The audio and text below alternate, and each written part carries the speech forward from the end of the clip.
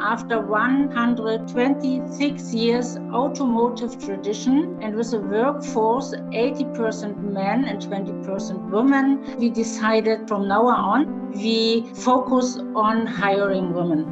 Get Inspired, your podcast for more inspiration and your business talk about how to connect, how to empower, and how to get inspired.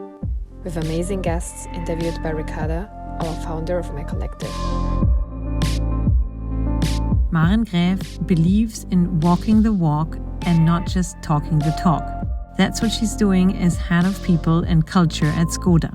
In a field that's typically dominated by men, she's building diversity by actively hiring more women and fostering an environment where work-life balance is understood and encouraged. And she also has some great advice for anyone who's on parental leave. Maren, welcome to My Collective. I'm so glad you're here, and I would like to start with a short introduction of you.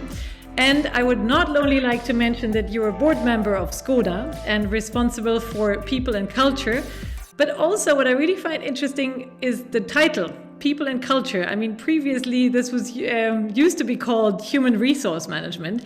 And I think this is just a pre-taste or foretaste to see the new approach that you take on the job. So I'm very excited to hear a little bit more. When you look back at your vita, at your career, I've seen that your background is in law.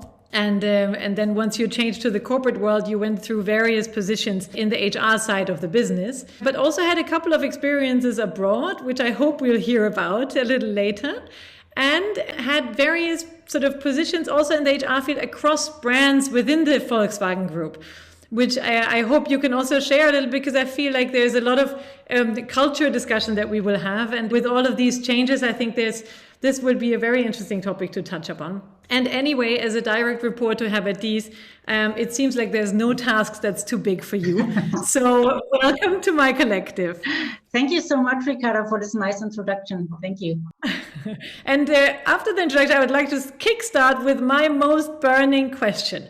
You had decided a couple of months back to focus recruiting mainly on women in the last month at Skoda, which is quite a radical move. Can you tell us a little bit more, and also why? Yeah, of course. So the first question is from my point of view, why? So I would really state one important fact. Of course, usually we hire both men and women. So we are an automotive industry, and of course it's very important to have both on board, men and women as well. And the most important thing is talent and quality, of course. But last year we felt there's a need to step in our equity efforts in Skoda. And so we made the decision after 126 years automotive tradition, and with a workforce 80% men and 20% women, to make a big deal. This was our decision. And so we decided from now on, it was in September, I think, we focus on hiring women. And so we made a big campaign to hire them. We had a very nice film. Maybe you have seen it, I don't know. And so we decided to correspond to the distribution and population, which is 50-50. So this was our goal, to say we have to come there. Of course, not in one step to be 50-50, 50% men, 50% women, but to come a little bit near to this, because our customers are women as well, and so we have to be there in this kind of distribution. So, and to balance this imbalance, it was for social and of course for business reasons, because we had a very popular, study from the USA. They say, if you have diverse teams, if you have both genders in your team, you will have, of course, financial results, much more better kind of financial results as well. So, and this was our decision. And so we started this campaign. And if I could report something about the results, we will come maybe later. But the campaign was really a success, and we are glad to have done this very important step for Skoda. I mean, it's absolutely fantastic that the success. So what exactly does the success mean? What are the reactions? Because I feel like such a radical move will probably provoke all kinds of reactions. Yeah, of course, we had a lot of reactions. So the first thing is our results were very, from my side of view, were really good, because in 2020 we had hired externally 29% of female candidates, and 1 year later we had 35 externally hired female candidates. So it was more than 6%. And my hope is for this year we have, in addition, 5% maybe, and then so on and so on. And so it's a big step in the automotive world to have 5% more female candidates. It's really huge. So, and the reactions were, of course, we met neuroskepticism and resistance, of course, and it was both. Yeah, we had positive and negative reactions, but nevertheless, it was important for me to give a very, very clear signal and to walk the talk. So I hate it to be one kind of buzzword maker and not go in the process. This is not my kind. I do things. So we did it. And so in the recent months, our management board team dealt with this topic in many dialogues formats. And so diversity and especially gender was the hot topic in all these formats. Yeah. And now I got a lot of questions in all these formats. So why we now discriminate against men, whether women are at all interested in technical jobs, or do they really want to go in management, and all of this came up. And I think the most important thing is to be always clear and to explain again and again that this is all a part of a healthy transformation in the industry. Mm-hmm. I mean, and this hasn't been the first time that you've done something like this, right? So you had, I mean, I was mentioning before that you had previously different roles in the Volkswagen Group, and responsible for recruiting and promotion at top management levels. Can you share a little bit of the kind of mechanisms that you used to get more women into management? Yeah, it was a really big deal in the group of Volkswagen as well. So I have to mention that Herbert Diess, maybe you can't see it, and it's a first impression, but he is really someone who wants to get diversity in the company. This was really great for me. And so firstly, the most important step is to be a role model, yeah, to be there, to live your career, to show what you are able to do, and to show positive examples, and to share how these best practices can be multiplied in other teams. So the second important thing, I think, is to manage your own unconscious bias, yeah, in every kind you can imagine, and to use nudge to prevent your bias from impacting your decisions.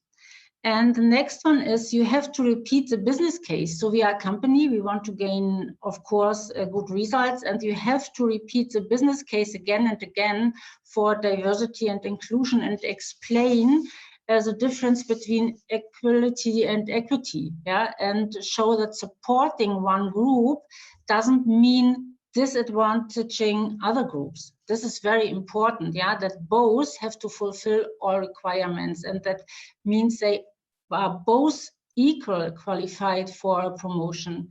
And for me, it was very important to enable and to coach our leaders in the top management to realize everybody's potential, regardless of their individual differences. This was one of my most important things I did. And I said always, inclusive leadership means also understanding work-life balance of your colleagues, and fully support this point. And so we decided for the appointment into management, for instance, a quota of 50% means if you want to support a man and to bring him in the management, you always have to promote a woman. So, and this was a big deal as well. So you're matching. Yeah, of course. Okay. That's fantastic. I mean, what you were saying about the role model to start with, I think is something that we're also preaching quite a bit at my collective, is the role model that you want to have. And then once you are actually living your innovative working model, you can actually also facilitate it for others. You basically, by living your own innovative model, you are actually changing the culture as a driver yourself. How was that? How did all of these moves, these mechanisms that you were just describing, how did they change the culture? And how do you, maybe also, without being too technical, but how do you actually measure if a culture really changed? Yeah, I think you can see it on what the people are asking you in the formats, what is a hot topic and where they're working on. And I think changing a company's culture requires really a strong model. Really requires strong models and time and patience and empathy. And you have always to talk about positive stories. Yeah, this is very important, that they get the trust in your right direction, and that the change is really important for the company. And as I said before, there is no transformation possible without this transformation of, let me say, diversity and of change of culture. And I think to my mentees, I always explain why we are doing that, what we are doing, where we are going, and how we want to get there. This is very important, and you always have to listen, you always have to communicate, and to make sure that everybody is heard, every opinion is heard, and everybody is on board. This, from my side of view, this are the success factors. So, here at My Collective, we focus a lot on parental leave, right? So our members are are young parents, mainly during parental leave or just after parental leave. Can you share maybe some practical solutions on how this can be implemented from an individual perspective? What can an individual do to change the situation or to change the culture? Yeah, first of all, you have to realize that maternity leave is not a break in your career. Yeah, you have to continue. You have to keep in touch with your team, with your boss, and to be a part of the change. Yeah, to contribute, to be a member of projects, for instance. This is what I always say to my mentees. So come in, learn, develop yourself, pick up new skills, and come back with all of these new competencies and be a part of the change. And stay in contact also, probably, right? Stay in contact is one of the most important things, really, to know how the new strategy works, who are now the leaders, who are the most important persons in the company who drives the change, and all of the things. You have to be in contact with the company and all the things that go around. That's true. So and then it's also, there is a bit of a cultural aspect to it also, right? And I had mentioned before that you spent some time abroad. Did this influence your perspective? We sometimes hear from leaders who've spent some time in France that they come back with a French model and try to implement it here. In your case, you were living in China. Can you share maybe a little bit of what this sort of experiences abroad, maybe also how it influenced also your position and your take on this? Yeah, of course. So then I went to China. My daughter was 3 years old and my son was 9, and I had a management function in the HR department in China, in Changchun, and so we had a Chinese nanny, and I had to leave my kids there for the whole day, and the most outcome was they learned to speak fluently Mandarin. So this was amazing for me, and that shows that if you go to work, it has a very great impact for your kids, and they are able to learn a new culture, new languages. They got friends from all over the world, and it's not that they are unlucky. This was very important from my perspective. And as well in China, it's totally normal that the mothers and fathers go to work and the kids stay at home or in the kindergarten or wherever, and there is no bias for this. This was really important for me to see and to live and to know it's totally normal. Yeah, and to go in your management position further and further. This was my most important outtake, yeah. And now coming back, let's say from China to a more European setting, what would be the kind of tips or tricks that you would give to mothers and fathers who are in parental leave now, who want to kind of, want to be the change makers? Do you have some tips that you can share with us? Yeah, what I did is really stay in touch with your team and the company. Stay curious, pick up new skills. You have the time to pick up new skills and develop yourself. But at all, you have really to enjoy your time with the family, with the kids. Yeah, be there for your kids. And this will help you to be an inclusive leader. You will get so much skills you can transfer in your leadership function. This is so important. It was really important for me. So do so. And this will lead me to the last question that we always ask in our interviews is, can you share one parenting skill that you converted into a leadership skill yourself? Yeah, I could share a lot of them, but I think the most important, or the three most important, were you have to be spontaneous. Yeah, always. The whole day you have to be spontaneous. The whole day you have to be flexible. And from my point of view, the most important one as a leader is you learn to stay calm in crisis. Whenever something comes around you didn't expect, you have to stay calm in crisis. And this is what I learned on my parental leave. Stay calm in crisis. That's a very good one. We will keep this with us. And I would like to say thank you and goodbye. Thank you, Ricarda. Have a nice evening. Bye.